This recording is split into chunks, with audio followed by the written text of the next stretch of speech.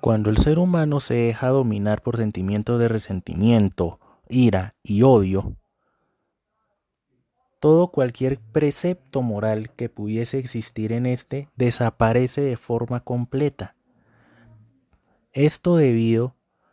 a que los resentimientos tienen orígenes de tipo sociocultural, socioeconómico, los cuales causan que esta persona sienta odios de cierta forma en su visión justificados para llegar a tomar actitudes totalmente contrarias a toda moral e inclusive a la misma ética que puede llegar a regir a estos individuos. Esto lo vimos claramente con el fascismo, tanto en Italia como en Alemania, e inclusive se sigue viendo con pequeñas células de fascismo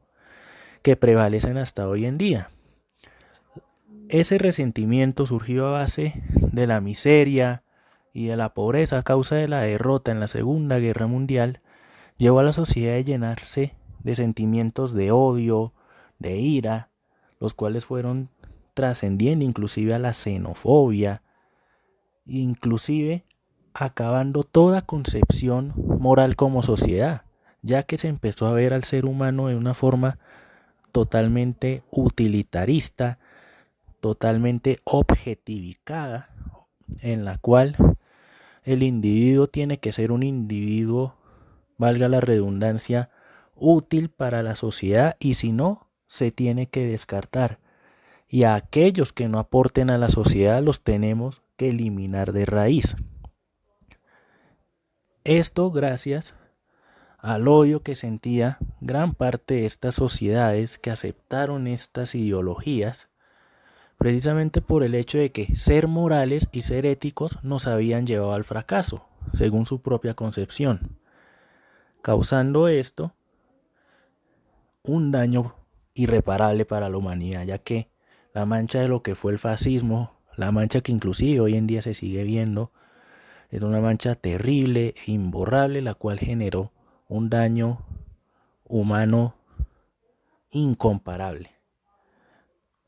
Pero esto no se quedó solo con la Segunda Guerra Mundial y con los nazis. Esto se ve muy hoy en día. Lo vivimos aquí en nuestro país con el fenómeno del sicariato, del narcotráfico, en el cual los jóvenes que vivían violencia fueron desplazados forzosamente por las guerrillas y por toda la violencia interna que se ha desarrollado acá, hizo que muchos de estos jóvenes que crecieron en esta violencia optaran por ese camino. Me voy en contra del Estado y más bien me voy a volver un mercenario con tal de tener plata. De tal forma que, al igual que ocurrió en el contexto del fascismo, estos jóvenes y mucha gente, no solo los sicarios, sino mucha gente que se involucró con todo esto del narcotráfico y todo lo que derivó de esto, hizo que todo concepto moral desapareciera y a su vez la objetificación y el utilitarismo apareció por completo, ya que los mismos jóvenes sicarios se concebían como máquinas para matar. Y la vida es sencillamente dinero que obtengo. Una vida es dinero que me dan a mí y yo soy una maquinita de matar. De tal forma que el utilitarismo no solo se materializó hacia las demás personas, sino que estos jóvenes a sí mismos se vieron como un objeto útil. En este caso para matar personas y hacer toda clase de fechorías y crímenes a favor de estos narcotraficantes. Y también esto se materializó o se materializa inclusive hoy en día en los grupos radicalistas islámicos, ya que parten de este mismo precepto, jóvenes árabes que crecieron en pobreza, en mucha violencia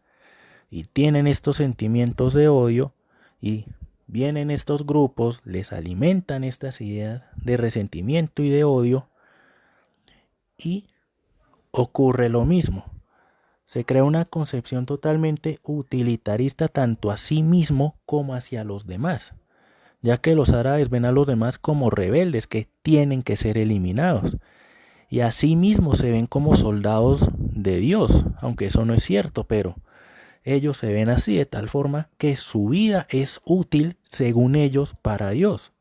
Y este utilitarismo llega a ambas partes y toda moral e inclusive toda ética personal desaparece por completo.